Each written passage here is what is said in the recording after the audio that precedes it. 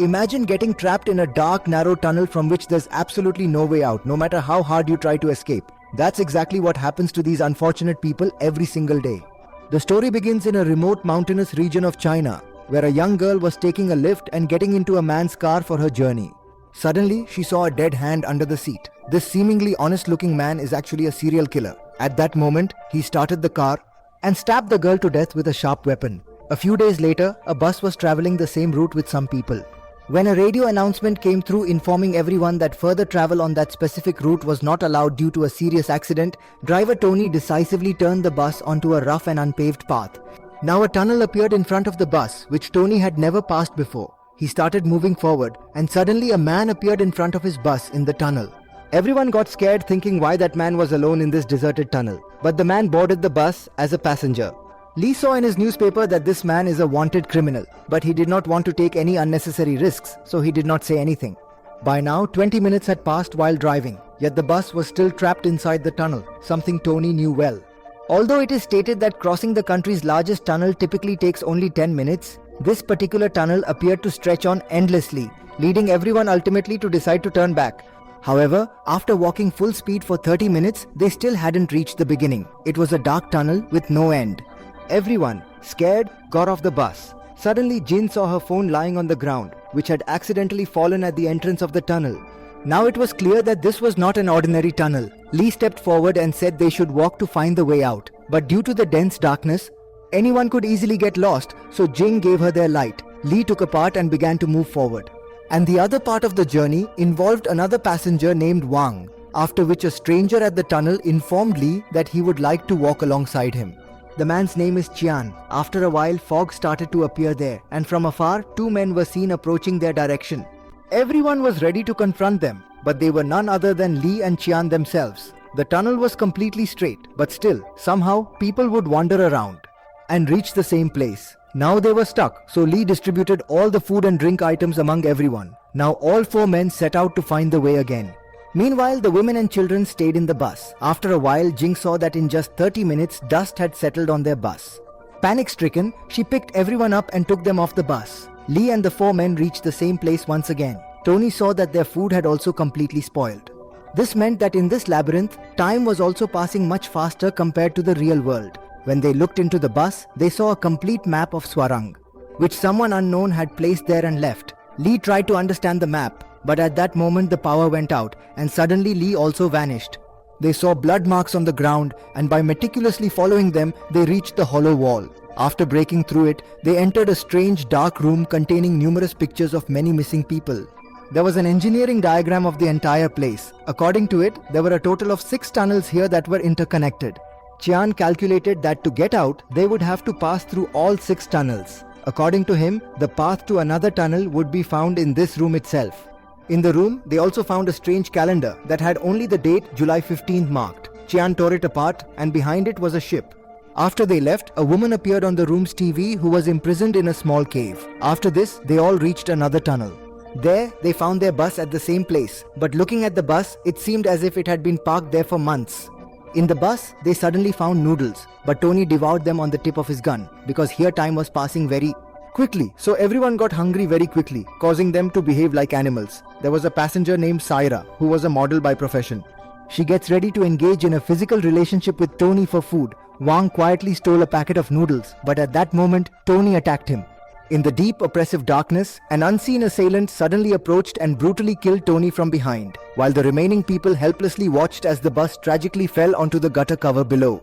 Upon entering it, they all reached another strange room. This time on the TV, the girl was slowly sinking into the cave, and the group saw the same calendar again. Behind this, there was another secret passage. Having crossed it, they had now reached the 3rd tunnel, which was already very dark and deserted. The bus was also present here, but it was full, as if it had been standing there for years. Suddenly, Wang drew his gun. He began to say that whenever someone dies, they find a secret pathway. Therefore, to safely exit from here, even if he has to take everyone's lives. He forcibly took the object from Jing's hand, fired a single bullet deliberately at Qian's shoulder, and subsequently took both of the children into the room with them and began to violently beat them. He riddled Fang lethally with bullets and also violently attempted to strangle and kill him, but before he could complete the act, someone came swiftly from behind and finished the job.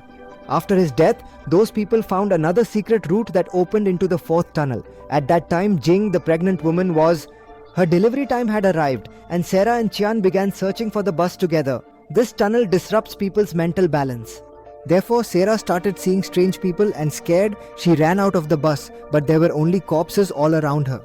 Then she saw a mirror, and as she was looking into it, someone beat her from behind. Qian, Jing and Park began to move forward, but along the way, Jing's son died. Suddenly, Jing lost her mental balance and stabbed Qian to death. When Jian opened her eyes, she was in a secret hospital. An army officer explained the real story. In reality, at the beginning of the story, the serial killer named James that we had seen had been caught by the police, but due to an accident, he was in a coma. James had kidnapped and killed several women. But a young girl named Saira was still very much alive, yet aside from James, absolutely nobody knew where she was located. Due to his being in a coma, they decided to send a psychotherapist into James's brain to locate the girl. This psychotherapist was Chayan himself. And in reality, that girl is Saira Chayan's own wife, meaning that everything that has happened so far was only happening inside James's mind, which we saw through Chayan's perspective. Until it was discovered that his wife was trapped near a river. But due to heavy rain, within the next 36 hours, all the caves around the river will be completely filled with water. Chan informed the army officer about the repeatedly appearing date of July 15. The officer said that on this same day, James's father-in-law died. His mother had an affair with a driver, which his father had discovered. His mother had killed her husband and also took her own life. In reality, James himself is a tunnel engineer. So when he went into a coma, he began to create in his mind a dangerous tunnel, which was like a maze similar to his mind. Chayan's goal was to enter the tunnel and extract James so that he could come out of the coma. But he never thought the mind of that murderer would be so complex. All the passengers sitting on the bus present in his mind, actually, they represent different aspects of his life. The best one was Lee, which served as a foundation for the inherent goodness that resided within him. The second was Tony, who represented James's anger. Wang was the personality of his father in James's mind, because of the way he was killing everyone else. In real life, he also used to beat his mother, and Saira was just like his mother. His mother was also a model and real life, similar to real life in his mind, an affair with his driver also begins. That pregnant woman Jing was like a dream to him, because he had always wanted his mother to be exactly like that, but she also couldn't change James's evilness in his mind and was killed. In the end, the children represented James's twins, but there was someone else present who was not on the bus. He who had secretly killed Lee, Tommy and Wang on the previous day, Qian, the skilled assassin, entered James's mind once again. This time he directly asked James about his wife, but James was about to reveal it so easily. He began to say that he hated his mother. Because he had committed the heinous act of killing his own father, he proceeded to indiscriminately kidnap and murder women, believing that they indeed could not be trusted.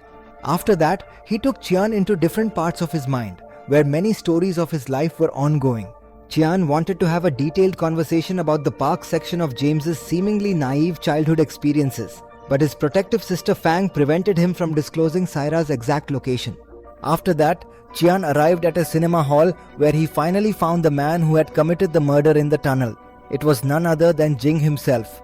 This situation meant that James's mind was so deeply evil that whoever knew him inevitably began thinking like a murderer themselves.